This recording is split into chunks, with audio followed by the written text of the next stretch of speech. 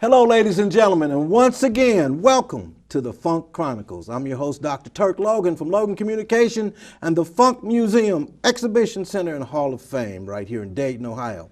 With me, I have the legendary Shawn Sandridge. How you doing, man? I'm doing fine, Mr. Dr. Logan. Turk, how are you doing? I'm hanging in there. As we grow old gracefully, we talked about that. Boy, I'll tell you, what it's been, 30 plus years now? 30 plus years. Man, I tell you. And I'm still seeing you. Hey man, I'm sure, and I'm still You're seeing me. And we're still, and we're both glad that we are still seeing each other. Absolutely. You know, Shawn, I want to take this opportunity to personally thank you for what you did for me back in 1983, 84, 85, 86. And ladies and gentlemen, when I left WDAL radio, I fell upon hard times, like many of us do, right here in Dayton, Ohio. And Shawn stepped in and asked his aunt, Irene Smith. you remember that? Yes. And yes. if How can I forget? If I could stay there, and I lived at her house on Lakeview, right, for 3 years, and she was in her 80s at the time, full of fire and vim and vigor. Vim and vigor. And it was so rewarding for me because she was like a mother. She was your mother's sister, and she was just sweet little lady. Oh and, yeah. And I had a room there for 3 years, and man, she was like a drill sergeant.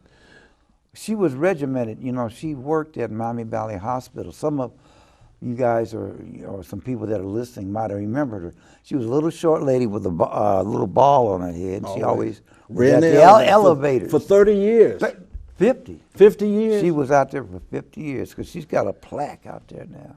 And man, I tell you, it was so rewarding and honorable just to be around her because she would cook and her house was always spotless. Right. And it was just as I was getting back on my feet, and then in 1986 I ended up at Central State, and 1988 ended up moving to Greene County. So I want to thank you because you looked out for the brother, man. I appreciate that. No, but you looked out for us also, especially the Dale years. Right.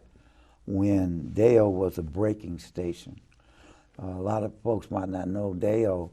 If you were fortunate enough to get your music played on Dale, that would chart you.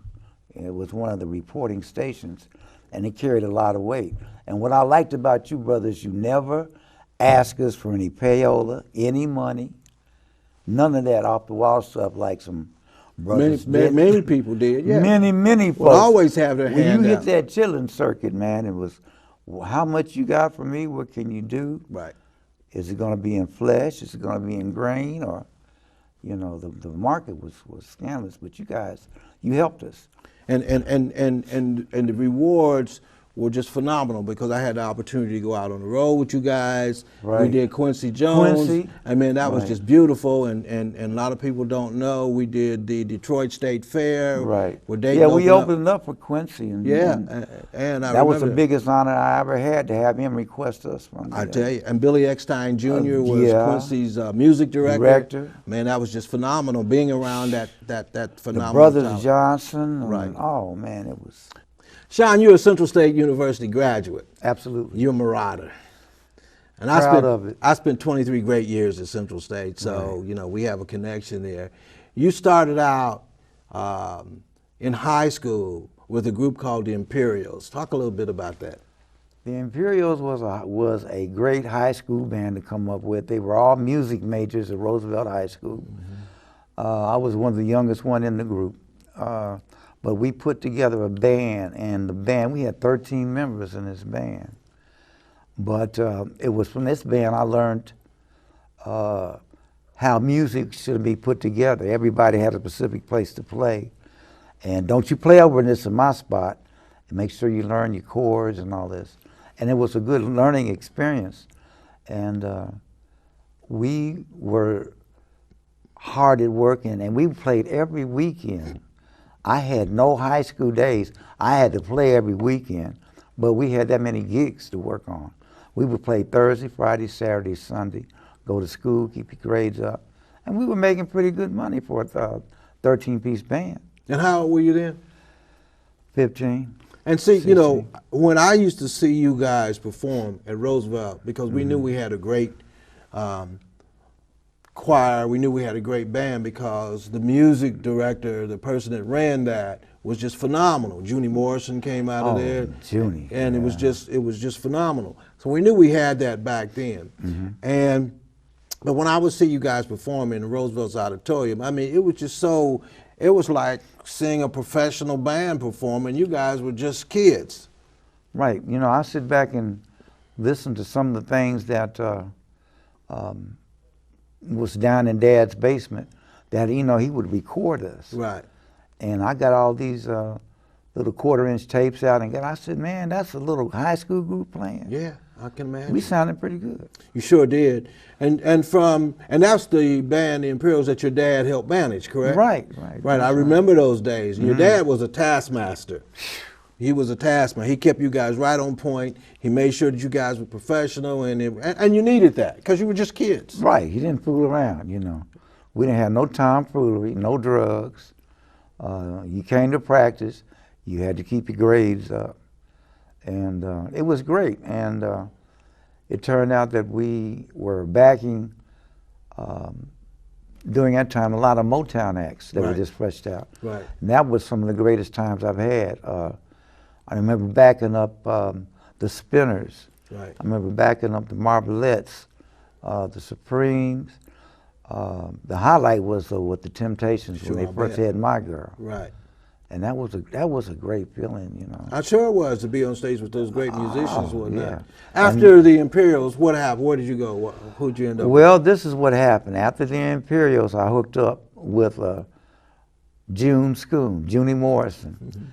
And Junie and I came in contact at the Ebony Club because all the musicians would go down to the Ebony Club and everybody would have this jam session. Right. And Junie said, man, I'm going to leave the Untouchables and start my own group. Don't you want to play it? I said, well, I'm still with the Imperials. He said, well, I said, and plus, I said, we might break up in another 3 months. He said, well, I'll play with you for 3 months. And he did. Played bass for the Imperials. Right. And then you'll go on the road with me. And then that's when everything started to break, you know. Went on tour with Junie down south, got introduced to the Chitlin circuit. Right. And what was the name of the band then? Junie and I. Junie and I, the I Band. Yeah. I remember that. We were smoking. I bet. Playing the funk. Playing the funk. Yes, sir. You know. And how long did that band last? I stayed with Junie, I guess 6 to 8 months. And one thing that I knew about you guys, and I admired about you guys, because most of you guys played all the instruments. Right. We didn't have a button to hit like they got nowadays. You know what I'm saying? Right. And I can't. To me, it's kind of hard for me to get into. But I'm not trying to disrespect the younger folks. Right. But it would be nice if they actually learned how to put music together and do it, correctly. Right. Just pay your dues. You've got several albums here. Let's talk about these albums, and let's talk about the first one. The first one. This is the first album I did. Live On, Dream On. Right. This was a group called Sun. Right. Out of Dayton, and it was a group that was made up from the Majestics and the Imperials. Right. And with various musicians taken at it and added in. Right. And we got this deal, and we were opening up for the Commodores. What about this particular album here? Now, this one is the same copy. It's just different cover and stuff. Right. So it's on the inside, it's the same music. Yeah, the same music and stuff. Right. And I did 2.5 albums with the group Sun. If you recall, Shawn, when you were with Sun, many times you guys would call me to come in the studio and listen to the music with you, man. Right. And I don't know, but I may be on the back of that album as a thank you, that first album. I don't know if it is, and I will look at No, that. you on all mine for the, because I would That's always, right. That's right. I'd always give you the test patterns that we would Right, get back. right. I knew I was and on I'd have somebody's y'all album. pick out what, Yeah, because exactly. we would overcut, and Right. then I would let y'all pick out the album. Man, I tell you, it was just such a great time being in the Right. studio. So- Where did the name Dayton come from? Well, we know where the name Dayton came from, but why did you name your group Dayton? And let's hold this album up. Okay, why did I name the group Dayton? Well, one thing, that's the only thing I could get that passed when I went in to claim it Right. for the publishing. Right. Actually, I wanted to be representing the majority of music that came out of this area. Excellent. My band would, I think, had all the aspirations of all the other bands that were through here, since we had, 15 bands? You Right. know about that, Terry. Right. And it was a melting pot then, And Sure it was. So I wanted to represent my city, even though my city seems not to like me sometimes, and just expose that for what we were, because we had so many good groups here. What about this? Was the Hot Fun in the Summertime? You did a remake of Slide and Found Stone, and there's one of my favorite tunes called Heavenly. Heavenly. On this tune. We had everybody from Bootsy. Oh, the name's Bootsy Barber. Yeah. From the Junie Morrison Right. to Amir Bayan, which is Cool in the Gang. Right. I also had on this album Melba Moore. I mean, there was a kid that sang on this album that was in your group named Evan. Oh, Evan Rogers. Yeah, Sure. man. I remember Evan very clearly. And I mean, this young kid, he was from New York? He was from New York. Right, I remember. And this kid, I mean, good-looking kid, looked like he was maybe Italian. Yeah, he was. Right, and boy, when this young man would open his mouth, man, and the name of the song was Heavenly. He had a heavenly Right, voice. right. So you had a heck of a group together. Right. Most of those were East Coast guys that I put together, and they were very great to work with. They brought a whole different sound and style to the Dayton sound that we had going on. That's right, the Just Dayton added sound. to it. And when I started getting comments from Quincy Jones and that they were listening to things that we did, I was very impressed. And I was impressed just to be a part of that because you impressed me so much with your music talent and the things that you were doing. I mean, we spent a lot of quality, you and I spent a lot of quality Sure. time together.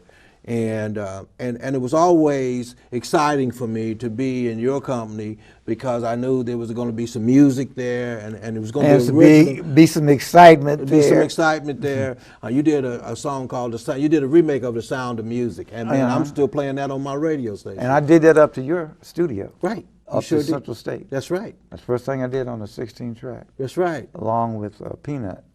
He was my aide up there. Right. And man, it was just so much music came from you. Shawn, we are in the process of developing and hopefully in the next several years building a funk museum, Hall of Fame, and exhibition center. And we're sure that we're going to request that some of your music is included in It's that. right here. Right. This, What's your take on that? How important is it for us to do that here in Dayton, Ohio?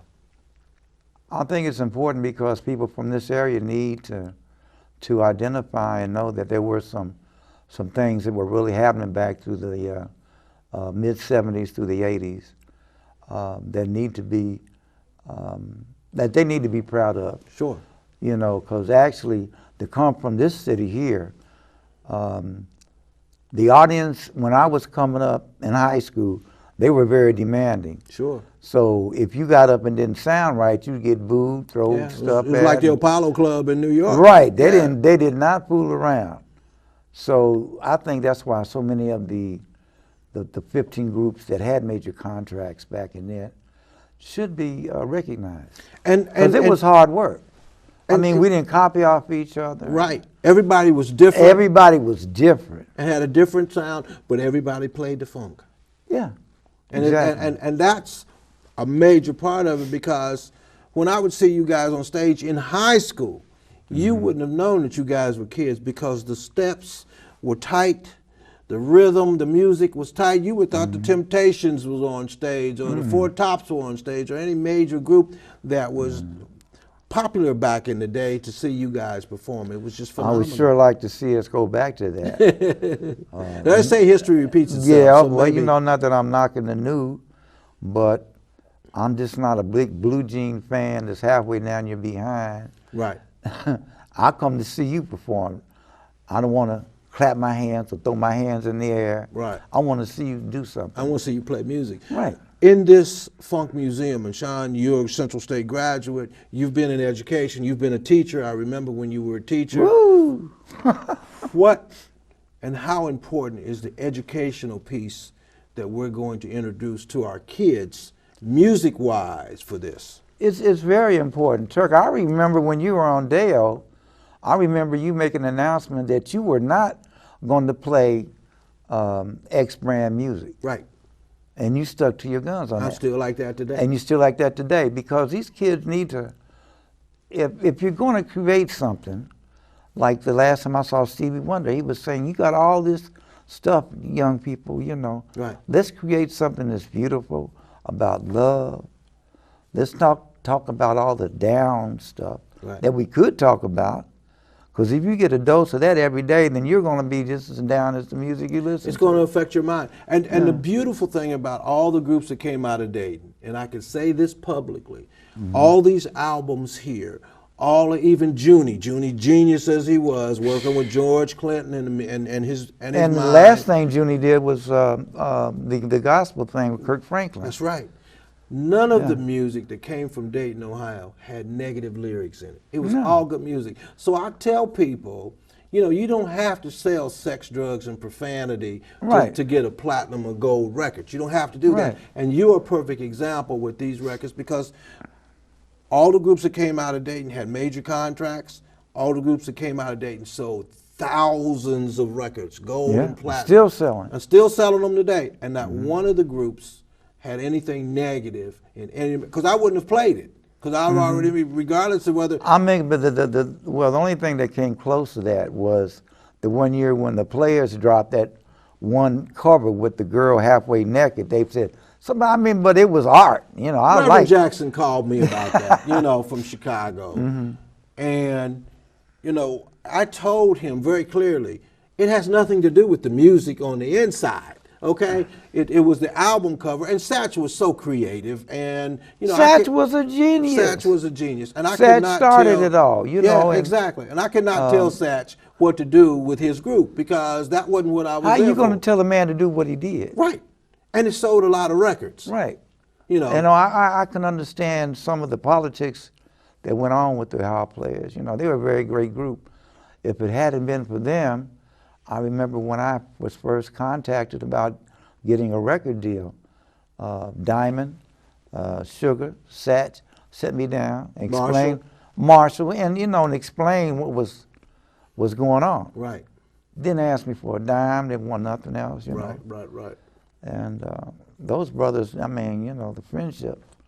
So we experienced that Yeah. with the album cover, but again, and 35 years later, I still say the same thing. It had nothing to do with the inside of the music. My position was violent music makes violent kids. Right. It still is today. And if you're talking about sex, drugs, and profanity and using that in your music, it's going to affect these kids' minds. Sure. And none of the music that Roger with More Bounce to the Ounce, Computer Love, Lakeside with All the Way Live, Slave with Slide, and Keith Harrison with Riding High, and all the music, your music with Hot Fun in the Summertime, and The Sound of Music, and Heavenly, all that was great music. It wasn't good music, it was great music. Yeah. And you guys should be honored and should be recognized for your contributions. And, you know, let it be known that it's only through the Lord that we were, you know, fortunate enough. Well, you get blessings. Yeah, you get your blessings. So God is good all the time.